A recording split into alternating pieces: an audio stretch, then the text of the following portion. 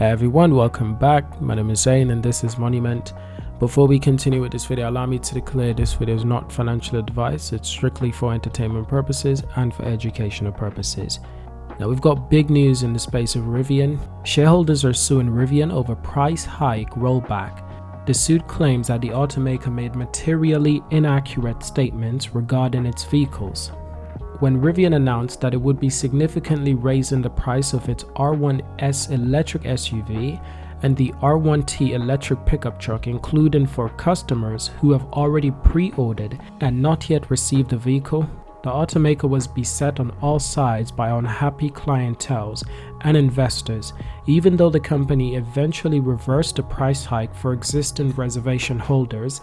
There are some disapproval with how the situation unfolded. Charles Laurie Crew Jr., a Rivian shareholder, is the named party in the lawsuit filed against Rivian on Monday.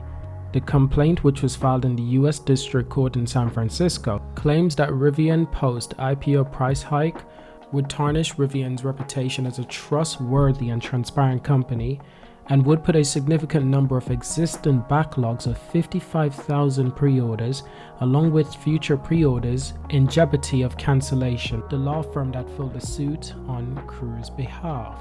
So the issue at hand is whether or not this decision negatively impacts shareholders. So in its statement, Block & Levington claimed that the Rivian's pre-IPO statement were materially incorrect, misleading, or incomplete because they failed to disclose, amongst other things, that the R1T and R1S were underpriced to such a degree that Rivian would have to raise prices shortly after IPO.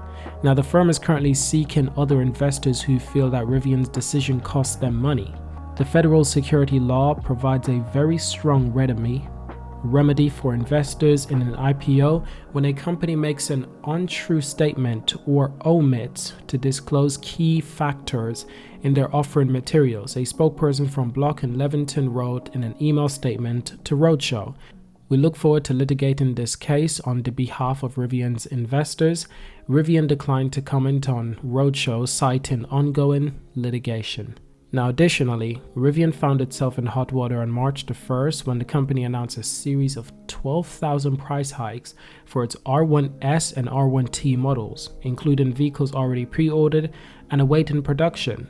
So there was a lot of backlash, really bad backlash, and it was almost immediate. And just 2 days later, the company announced that it would honor pre-hike pricing for reservation holders and allow those who canceled their pre-orders to get the original price in apology email to the effect. Additionally, Rivian CEO RJ Scuring cited inflation's components costs as the reason behind the initial price adjustments. Now we've heard all of this before, but nevertheless, people are basically saying that if this is the case, if it's the case that it's inflation, manufacturing constraint, the simple fact is that's your problem as a business. That's not the customer's problem. When a company advertises a product at a certain price, if they don't fulfill upon that offering, that's called false advertisement, and you could end up in some really serious lawsuits. So because of this huge mess up from Rivian, we've seen everything happen to them in the space of the last couple of weeks. Their stocks have fallen by a lot. I think their stocks actually closed on Friday around $38, which significantly puts it just below 40 billion in valuation, which is good because I always knew that Rivian would continue to lose value because it's not going to get anywhere close to 500,000 cars delivering to customers on an annual basis. They're not even close, nowhere close. And they're not going to get there anytime close. It's going to be years, maybe even 5 years away before Rivian can actually seriously deliver 500,000 vehicles per year, maybe even longer. So their insane valuation was always doomed. But the reason why they did this is because they wanted as much money from investors as possible. They would rather the company being held liable at an insane evaluation or insane value and falling dramatically, but they would still have a lot of money from investors rather than starting this company, going public at a realistic market value, hence taking less money from investors and starting the company at a realistic valuation. They didn't do that. And in some ways I kind of understand, because if you have less money, then you're going to make less progress in developing your electric vehicles. But if you have more money, you can develop vehicles faster, bring them to market a lot sooner. It's going to tarnish some of the reputation of your company because it's always going to be held at this insane valuation. The problem is a lot of companies will never achieve this insane valuation because so many startups go absolute bust. They all burn. But Rivian, I'm confident that Rivian will be valued above 100 billion one day. I'm confident one day, but we're so far away from that. It's kind of insane. But I guess the one positive is that Rivian has a crap ton of money from investors. And I mean a lot. I mean billions of dollars from investors. So they shouldn't have any problem building factories. They shouldn't have any money problem for the next 3 to 4 years, maybe even 5 years. They have a crap ton of money. But we all know how the electric market goes. You will always run into problems. And the best way to get yourself out of these problems is with money. But now with this lawsuit, we have absolutely no idea how this is going to go. This is new territory. We rarely hear about big companies such as this getting sued by their own investors because of something that they did within their own company. My goodness, it's a mess. So will Rivian lose a crap ton of money, or will they come to a settlement, or will the suit just get resolved without any costs to Rivian? We have no idea. Only time will tell. But it's not a place Rivian wants to be.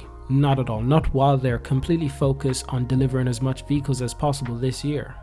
So we know that a couple days after Rivian announced a price hike, they immediately backtracked everything. They immediately corrected everything and so forth. A lot of people who canceled their orders actually went back to Rivian and placed a new order for the same product at the existing orders that they were promised initially, not with the price hike, without a price hike.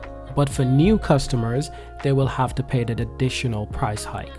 And that's what they should have done in the first place. I literally do not understand how in the world did they think that people would just be happy and completely shut up in giving them a crap ton of money extra on top of what they've already placed orders on.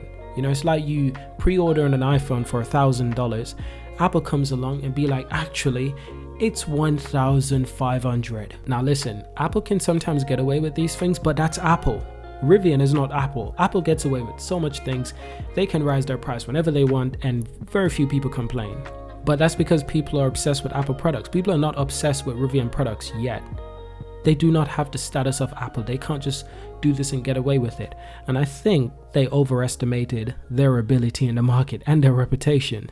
They're still a baby, and the fact is, I'm waiting for this stock to go down to 20 billion in value, perhaps even 15 to 10 billion in value. Anything is possible, especially if they know other investors are going to sell. You can lose yourself less money and rebuy the stocks at a much lower price. I've seen billionaires recently investing in Rivian at a really high valuation, like when it was around 50 billion in valuation. And I was thinking, what kind of idiot does this? A billionaire? He clearly didn't think this through. He clearly doesn't understand the business or the company. Because if he did, he would understand that this company is going to fall in value a lot in the next years to come. Therefore, why invest when you can buy the shares at a much cheaper price and get more for your money? Honestly, it's just common sense.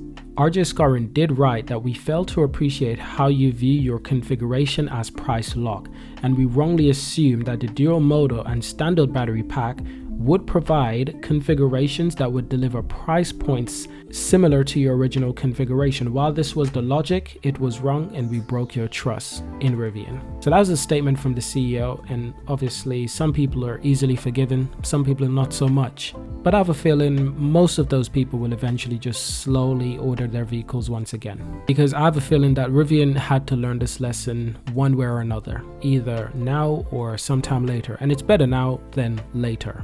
Anyway, thank you for watching until the end. Subscribe to see more, leave a like, leave a comment, and of course, let's have a discussion, and I will see you in my next video. Thank you for watching.